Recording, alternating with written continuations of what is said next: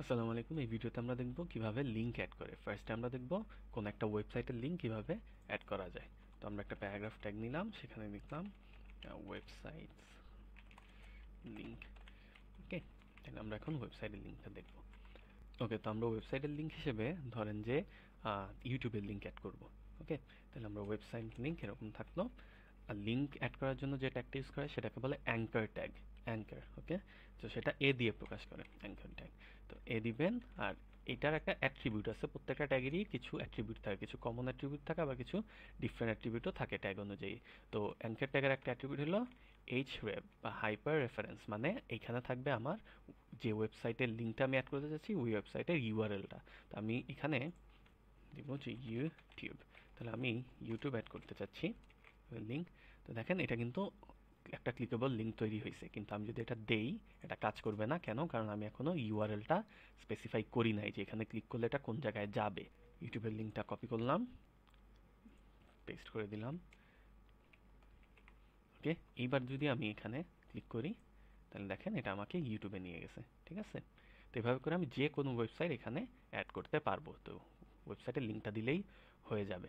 আচ্ছা, তাহলে এটা একটা অ্যাট্রিবিউট। কি একটা অ্যাট্রিবিউট? হলো href বা হাইপার রেফারেন্স। তাহলে এটা দেওয়া মানে হলো আমি ওয়েবসাইটের ইউআরএলটা এখানে পেস্ট করবো বা লিখবো। তো ওয়েবসাইট ইউআরএলটা যখন লিখবো এটা খেয়াল করতে হবে ডাবল কোটেশনের ভিতরে থাকা লাগবে। ওকে, আচ্ছা। এখন আমি যখন ক্লিক করতেছি সেটা কিন্তু এই পেজেই ওপেন হচ্ছে, এই পেজেই ওই লিঙ্কটা ওপেন হচ্ছে। এখন আমি চাই এটা ক্লিক করলে ডিফারেন্ট পেজ ওপেন হয়ে যাবে। ওকে, সেটা কিভাবে করা যায়? সেটার জন্য এখানে এই ট্যাগেরই অ্যাঙ্কার ট্যাগের আরেকটা অ্যাট্রিবিউট আছে, সেটা হলো টার্গেট। সেটা টার্গেট আমি যদি দেই ব্ল্যাঙ্ক, সেটা মানে হলো সে নিউ ট্যাবে ওপেন করবে। সো আমি কন্ট্রোল এস দিয়ে সেভ করি। এবার যদি আমি ইউটিউবে ক্লিক করি তাহলে আমার একটা নিউ ট্যাবে এই পেজটা ওপেন হচ্ছে। দেখেন আগের পেজটা কিন্তু আছে, এবার সে একটা নিউ ট্যাবে ওপেন করছে। ওকে, আচ্ছা। তাহলে এটা হলো আমরা কোনো একটা ওয়েবসাইট যেটা অলরেডি পাবলিশ করা আছে বাইরের কোনো ওয়েবসাইট, সেটার লিঙ্ক আমরা কিভাবে অ্যাড করব সেটা গেল। তাহলে এখানে টেক্সটটা আসলে কি হবে? তো এটা একটু সুন্দর করার জন্য আমরা এটা নিচে নামাই যাতে পুরোটা দেখা যায়। ওকে, তাহলে এখানে টেক্সটে আমি স্পেসিফাই করে দিব যে আমি আসলে এখানে কি শো করবে। যেমন এখানে আমি ইউটিউব লিখছি, তাই ইউটিউব শো করছে। আমি চাইলে এখানে এটাও দিতে পারি, ইউটিউব লিঙ্ক। মানে আমি এখানে যা লিখবো সেটা টেক্সট হিসাবে শো করবে, আর পুরোটা একটা ক্লিকেবল লিঙ্ক থাকবে। আমি যদি ক্লিক করি তাহলে এখানে যে ইউআরএলটা স্পেসিফাই করা আছে সেই ইউআরএলে চলে যাবে। ওকে, আমি যদি টার্গেট না দেই, কোনো কিছুই না দিই, তাহলে বাই ডিফল্ট এই পেজে ওপেন হবে। আমি যদি টার্গেট ব্ল্যাঙ্ক সেট করি তাহলে সেটা হলো একটা নিউ ট্যাবে ওপেন হবে। এখন আমরা দেখব যে একই ওয়েবসাইটের এই এক পেজ থেকে আরেক পেজে কিভাবে যাওয়া যায়। মনে করেন আমরা একটা পেজ বানালাম, তো আমরা গেলাম এখানে প্লাস একটা দিলাম যে পেজ 2.html, এটা দিলাম। তো এটা কিছুই নাই, আগেরটার মতোই জাস্ট কপি পেস্ট করি এখানে। জাস্ট এখানে সবগুলা ডিলিট করে দেই। এই হেডিংয়ে দিলাম হলো পেজ 2। এখন আমরা এই পেজ 2 এর লিঙ্ক সেট করব এই ইন্ডেক্স পেজে। এই ফার্স্ট পেজে আমাদের যে হোম পেজটা, সেটা থেকে আমরা পেজ 2 তে যাব। তাহলে এইটার লিঙ্ক আমরা কিভাবে করব? তো এটা যেহেতু আমাদের নিজেদেরই লিঙ্ক, তো আমরা এইভাবে লিখি লোকাল লিঙ্ক। আচ্ছা, তো এটা আমরা যদি অ্যাড করতে চাই তাহলে আমাদের এখানে আবার সেই অ্যাঙ্কার ট্যাগ দিব। তাহলে অ্যাঙ্কার ট্যাগ দিলাম। এইবার ইউআরএলটা আসলে কি হবে? তাহলে আমাদের এখানে আসলে কি দেওয়া লাগে? এখানে দেওয়া লাগে হলো আমরা যে পেজে যাইতে চাই সেই পেজের ইউআরএল। ইউআরএলটা মানে কি? আসলে এক্সাক্ট অ্যাড্রেসটা।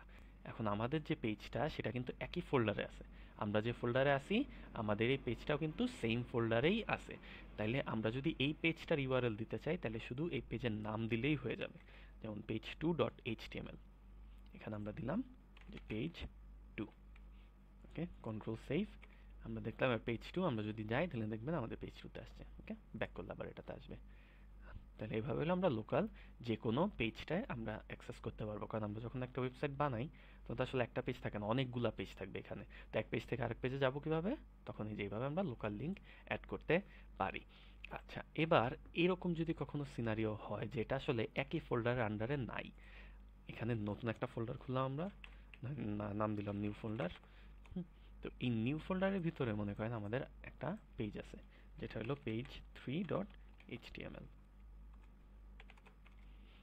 এটা আমরা আগেরটাই কপি করে নিয়ে আসি। তো এটা দিলাম হলো পেজ 3। তাহলে এখন এই ইন্ডেক্সে আমি আসলে এই পেজ 3 এর লিঙ্ক কিভাবে সেট করব, এটা হলো কথা। তাহলে আমি যদি পেজ 3 এর লিঙ্ক সেট করতে চাই, তাহলে এখন কিন্তু আমি শুধু পেজ 3 লিখলে হবে না, কারণ আমি এখন এখানে যা লিখি সে আসলে একই ফোল্ডারে থেকে ওটা খোঁজার চেষ্টা করবে। আমার যদি কোনো আরেকটা ফোল্ডারের ভিতরে থাকে তাহলে আগে ওই ফোল্ডারের ভিতরে ঢোকা লাগবে, এরপর ফাইলের নামটা দেওয়া লাগবে। তাহলে আগে আমি ফোল্ডারের ভিতরে ঢুকবো, যেটা হলো যে নিউ ফোল্ডার ফরওয়ার্ড স্ল্যাশ, মানে আমি ফোল্ডারে ঢুকছি, তাই নিউ ফোল্ডার ফরওয়ার্ড স্ল্যাশ মানে নিউ ফোল্ডারে ঢুকছি। এরপর এখানে পেজের নামটা আমি দিব, এখানে আমি যেটা শো করবে ক্লিকেবল লিঙ্ক হিসাবে সেটা দিলাম, তাহলে পেজ 3। এবার যদি আমি পেজ 3 তে ক্লিক করি তাহলে এই যে পেজ 3 তে সে যাবে, ঠিক আছে, ব্যাক দিলে আমার আগে আসবে। তাহলে এইভাবে আমরা চাইলে লোকাল লিঙ্ক অ্যাড করতে পারি। আচ্ছা, এবার দেখবো একই পেজে কিভাবে লিঙ্ক ক্রিয়েট করা যায়। একই পেজে লিঙ্ক ক্রিয়েট করা মানে কি, যেমন আমার ওয়েব পেজ যখন অনেক কন্টেন্ট থাকবে, অনেক বড় হবে, তখন আমরা এগুলারে বিভিন্ন সেকশনে ভাগ করতে পারি, তাই না? যে কিছু সেকশন 1, সেকশন 2, সেকশন 3।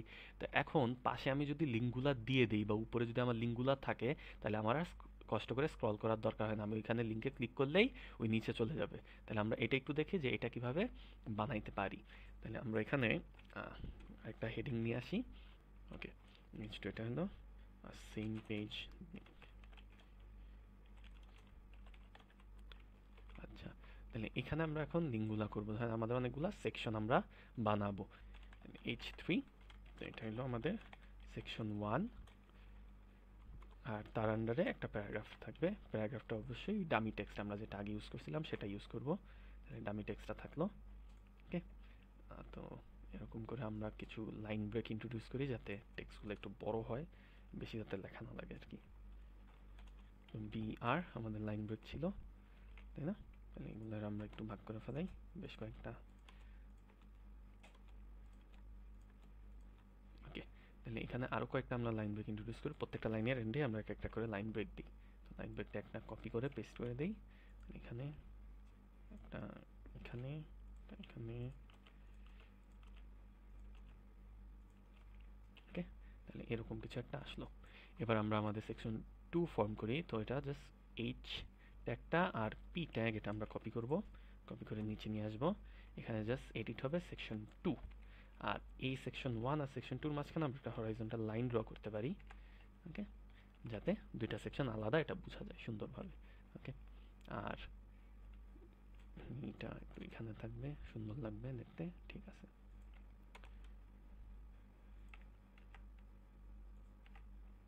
এটা হলো টেক্সট ফরম্যাটিং ইন্ডেন্টেশন, যাতে সবকিছু কার আন্ডার আছে এটা বোঝা যায়।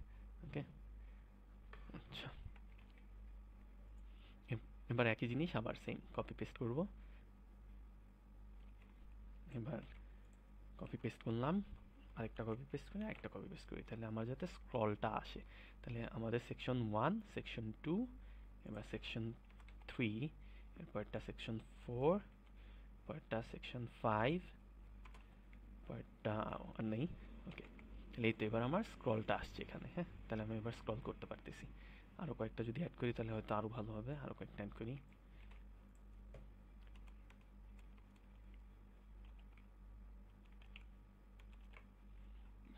তাহলে উপরে ছিল সেকশন 4, সেকশন 5, তাহলে এটা সেকশন 6, এটা সেকশন 7, এটা সেকশন 8।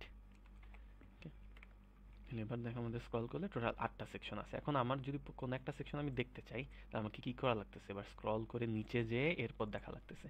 তাহলে আমি এগুলো উপরে যদি এদের জন্য লিঙ্ক সেট করে দেই, তাহলে আসলে আমি ওই লিঙ্কে ক্লিক করলে আমার ওই সেকশনটায় নিয়ে যাবে। তাহলে এইটা আমি কিভাবে করতে পারি, তো উপরে আমি আগে সেকশনের জন্য একটা লিঙ্ক বানাই। ওকে, তাহলে আমি আগে যেগুলো করছিলাম ওয়েবসাইট আর লোকাল লিঙ্ক, ওইগুলোর নিচে সেম পেজেসের লিঙ্ক, এখানে আমি আমার লিঙ্কটা বানাই প্রত্যেকটা। ওকে, তাহলে লিঙ্কস দিলাম, তাহলে এ সেকশন সেকশন 1 আর 3, সেকশন 3 পর্যন্ত তেমনি দেখা যাচ্ছে, আমরা সেকশন 4 থেকে শুরু করি। সেকশন 4, এগুলো এখন সেকশন 5, 6, 7, 8। তাহলে সেকশন 5, 6, 7, 8।